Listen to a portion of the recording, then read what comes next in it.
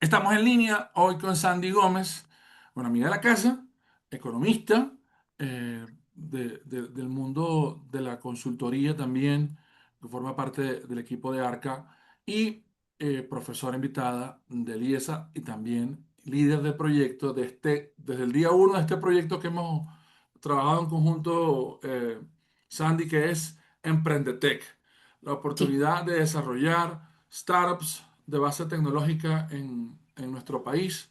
Y bueno, varias cortes y ahora volvemos con nuevos fueros en este 2026. Bienvenida, sí. Santi. Cuéntanos cómo va a ser Emprendetec este 2026. Bueno, Alberto, qué emoción tener esta conversación. La verdad es que en las últimas semanas en el país hay una emoción distinta. Justo lo hablamos antes de entrar en vivo aquí a la cámara, ¿no? Ujú, Y particularmente de Emprendetec, el esquema de Emprendetec ya se venía reconfigurando desde finales del año pasado. Porque si hay una brecha importante que nosotros detectamos y que yo creo que otros actores del ecosistema lo pueden haber detectado también, es que nuestro ecosistema tiene como un techo muy bajo en términos del número de personas. Tú eres un gran comunicador, por este espacio han pasado muchas personas, pero te das cuenta que rápidamente se te agota la agenda para lo que tú quisieras, digamos, para lo que quieras crear. Rápidamente se te agota la agenda y te estás tocando otra vez a las mismas personas, que a mí no me molesta, a mí me encanta estar en tu programa, pero es como que, bueno, ¿dónde están los demás? ¿Cómo hacemos que este ecosistema crezca en términos de personas, que es el talento que potencia las soluciones que podrían generarse en el corto, mediano o largo plazo? Y nosotros lo vimos en Emprendetec cuando nosotros así hicimos las convocatorias de los años 2023 y 2024. Fueron convocatorias muy buenas, estábamos haciendo dos convocatorias al año. Notamos un cierto desgaste de la convocatoria. ¿En qué sentido? En que había gente que aplicaba Emprendetec, pero no era un perfil ideal para el programa. Entonces, ¿qué haces en esos casos? Tú puedes decir, bueno, agoté el pipeline, ¿no? Agoté como la tubería de personas ideales para Emprendetec. Esa es una respuesta, pero esa no era la respuesta con la que nosotros nos sentíamos cómodos. Nosotros decíamos, bueno, ¿cómo podemos hacer que esas personas que ya manifestaron el interés en estar en un programa como Emprendetec puedan entrar y no se decepcionen o no se frustren, porque al final es un programa para empresas de base tecnológica que tiene una cierta, digamos, es muy demandante?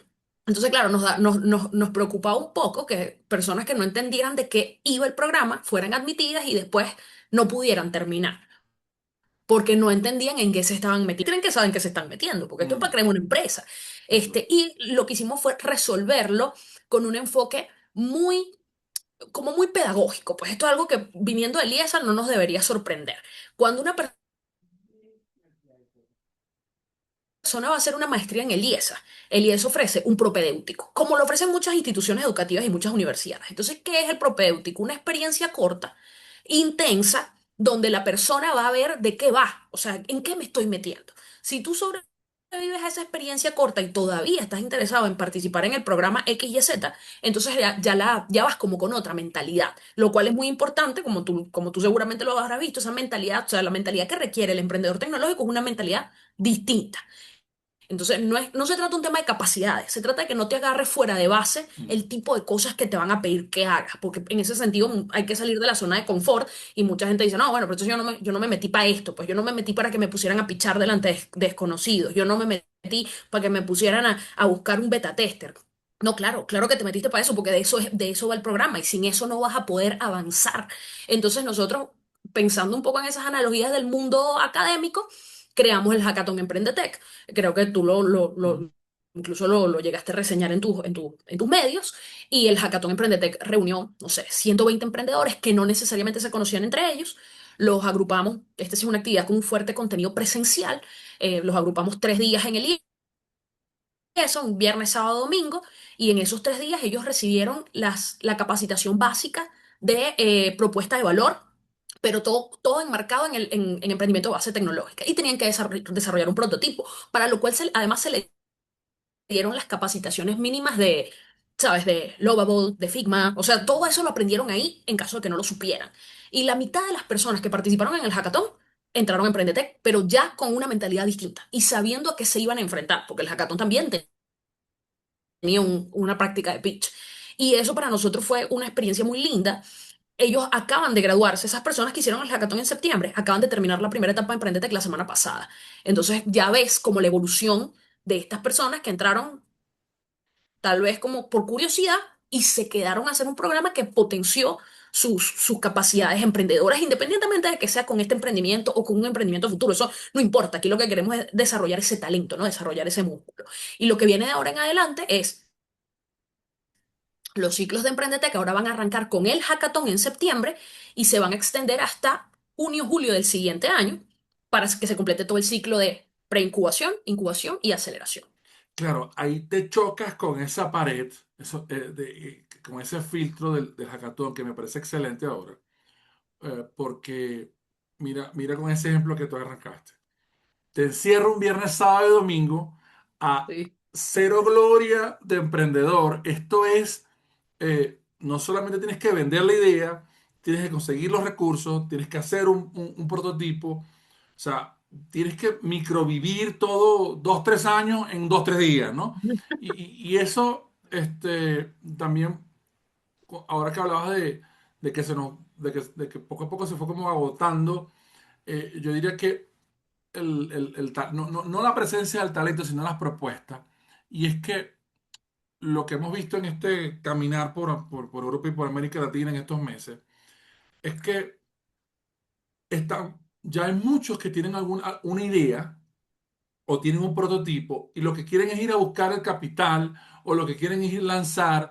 Y yo digo, mira, Ujú, esto es ingeniería básica, muy sencillo, ¿no? Nosotros estamos en un momento, incluso con el tema de tecnología alrededor de inteligencia artificial, que ahora reseñamos el tema de la TAN-GPT en Estamos en Línea, que vamos a necesitar zapateros para poder hacer zapatos. O sea, llegó el momento donde este mundo rosa e idílico del emprendedor, si tú te metes por el lado de la salud y necesitamos hacer una operación a corazón abierto, pues vas a necesitar un buen anestesiólogo, un buen cirujano y un buen hospital para poder hacer esa operación y los permisos correspondientes, ¿no? Entonces, evidentemente, mucha gente quiere emprender, pero no tiene toda esa cadena de preparación y le falta algo vital con lo que me he chocado en estos meses, que lo resumiría en 2 puntos, Sandy. Enfocarse en el problema y pensar en colaborar. Esta cosa de competir permanentemente o de que yo tengo que saber de todo es fatal para las empresas. Y nosotros necesitamos que las empresas estén vivas, porque empresa viva con productividad es igual a empleo. Más allá del famoso idílico unicornio de las 3, 4 personas que se vuelven billonarias y el Silicon Valley y todo ese cuento, claro. América Latina y Venezuela en este momento necesita competitividad, necesita productividad, porque no solamente hay sectores donde tú te preguntas dónde está la tecnología allí, como por ejemplo, en el que estoy muy apasionado en este momento es el tema de agro, ¿no? Ujú, Porque bueno, como dice una amiga mía, es que comer nunca va a pasar de moda. Entonces, como es un buen negocio, tú dices, oye, explícame cómo es que en Venezuela hoy no podemos producir el 50% del azúcar que nos hace falta, el 60% de la palma aceitera que nos hace falta. Y la única solución que se nos ocurre con toda la tecnología que tenemos hoy comparado contra 1950, es decir, no, vamos a poner aranceles. Vamos a subir los aranceles para que los aranceles, y vamos a que sea más costoso importar, ¿no?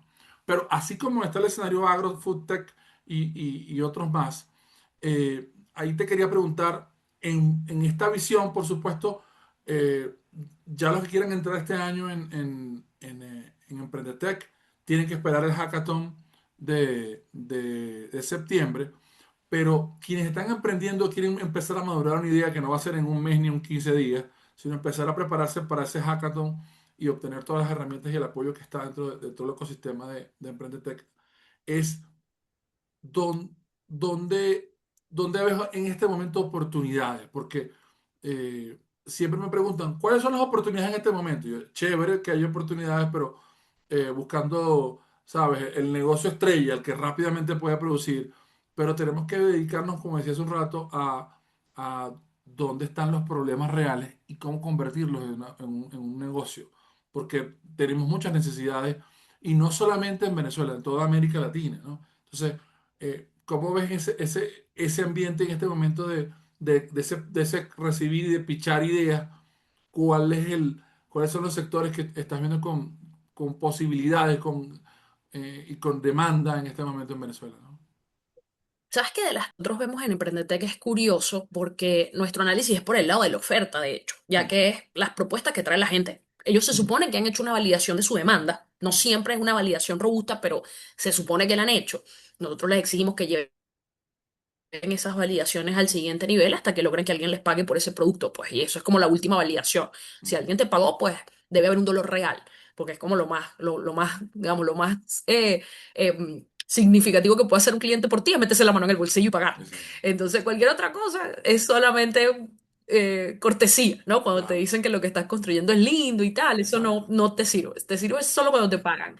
Y lo que hemos visto históricamente es que hay mucho, o sea, en estos 3 años que tiene Emprendetec, ya había mucho de software as a service y mucho de automatizaciones, ya había.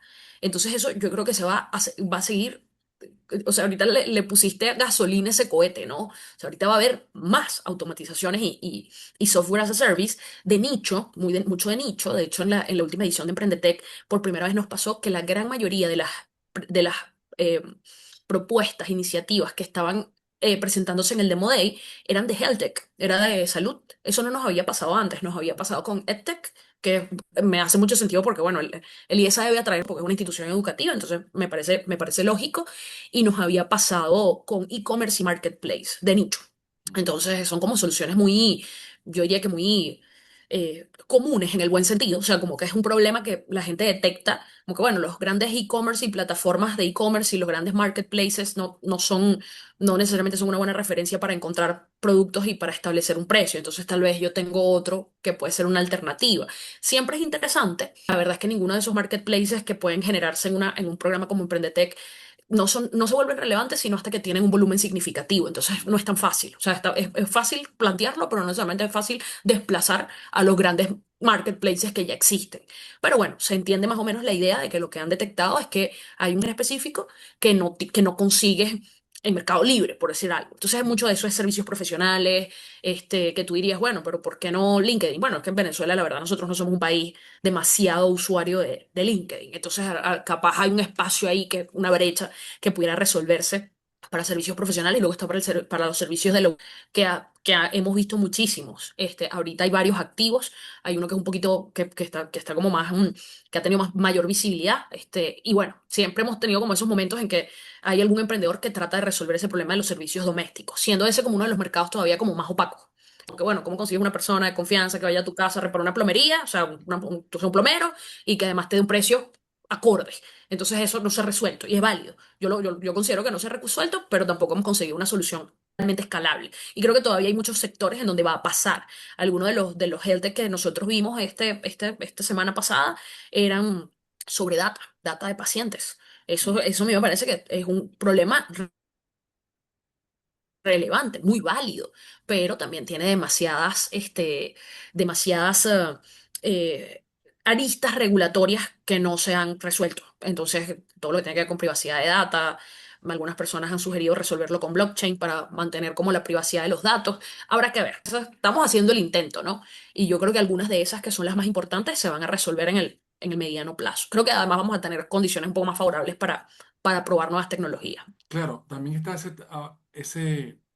estos dos grandes temas de que no lo entiendes hasta que estás dentro de un proyecto de startup, de esta ansiedad de crecer rápido, ¿no? Sí. Y ahora que mencionaba el tema de servicio, recuerdo la startup zuliana, Servio App, que está en este tema de crear un marketplace donde tienen, en este caso, servidores, gente que da servicio técnico, plomería, mecánica, limpieza de hogares, y tú dices, ok, tú para hacer un super beta tester dentro de una ciudad como Maracaibo, como San Cristóbal, como Valencia, chévere. Pero si no tienes la inyección de capital para hacer que eso crezca rápidamente por todo el país y se vuelva rentable y financieramente estable, oye, se te vuelve un calvario, ¿no? Porque te quedas encerrado en un espacio físico donde una solución como esta debería crecer mucho más rápido con unos indicadores que te permitan, bueno, a ir adquiriendo ciudades e ir adquiriendo clientes. Y también está la capacidad de consumo, ¿no? Entonces, por eso es que hablamos ahora de la demanda y de la oferta por el otro lado. O sea, ante la realidad de la sofisticación de algunos Sí, servicios, está preparado, porque muchos se me quejan, en este caso los emprendedores, no, que hay una hiperconcentración entre Maracay, Valencia y Caracas. Y yo, claro, porque ahí está el 60% de la economía. Entonces, esa hiperconcentración también te habla de quién puede pagar qué servicio. Entonces, hay otros que te dicen, mira, que el cine se murió en tal ciudad, por ejemplo, como entretenimiento. Y yo, bueno, sí. porque también ha bajado la capacidad de consumo. Entonces, pero eso no quiere decir que no haya gente en esa ciudad viendo Netflix o viendo otras formas de entretenimiento, ¿no? Claro, claro, claro. No, sin duda el tema de la capacidad de compra como un, digamos, como uno de los inhibidores de crecimiento. O sea, porque tú puedes, y yo creo que lo vimos todos, tú puedes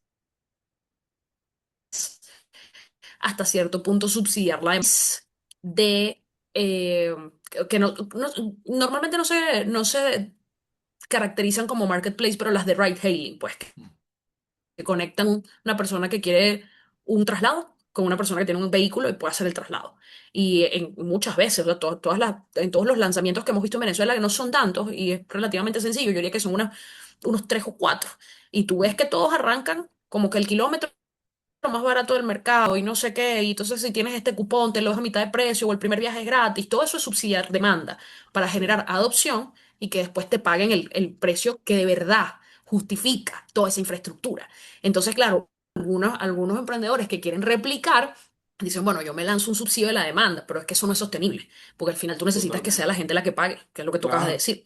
O sea, totalmente. Y finalmente lo ves como un ejemplo, en este caso hablando de marcas comerciales, el caso de Ryder o el mismo Yumi Rides, en ciudades hacia el interior del país tienen microcompetencia, pero ellos no han ujú, podido levantar. O sea, en ujú, Maracaibo hay como dos o tres, en Oriente hay como dos, en el propio Mérida y en San Cristóbal hay un par más que no salen de esa ciudad, pero entonces no tienen esa participación de mercado ni como para tener un nivel de ingreso que les permita crecer y por supuesto tampoco tienen el nivel de inversión para poder crecer ujú, en el resto del país, ¿no?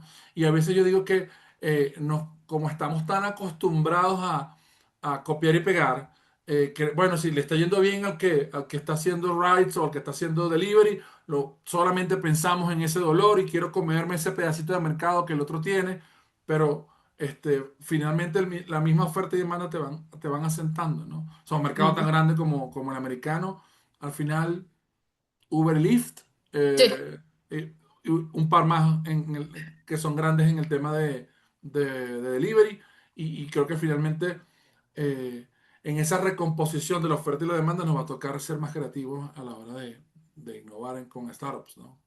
seguramente, seguramente. Y la buena noticia es que no necesariamente, también hay como una aproximación lógica, ¿no? De si esta solución está razonablemente validada por un tercero, puede ser que haya un espacio para la competencia. Es válido. Yo creo Sí, que esa aproximación es válida desde un punto de vista teórico. Pero lo otro también es cierto, que tú lo mencionabas en una de del contexto que suministrabas, es que ese no es el único problema por resolver. es correcto. Entonces, ya, o sea, ya dejemos estos, digamos, porque además estos son, cuando haces el estudio a profundidad del tipo de mercado. Son mercados que se comportan, cuando maduran, se comportan de manera oligopólica. O sea, son mercados de pocos competidores. Sí, Entonces, dejar esos competidores ahí y buscar otra cosa. Y yo creo que sí va a haber chance para empezar a resolver otros problemas, tal vez un poco más estructurales, vinculados a infraestructura, donde también se claro. necesita mucha tecnología. Y que viene un tema de servicios, Ujú, eh, que sin duda alguna también va a ser una gran oportunidad, sobre todo en esta apertura comercial, que van a tener energía, gas, petróleo, infraestructura, todos estos servicios.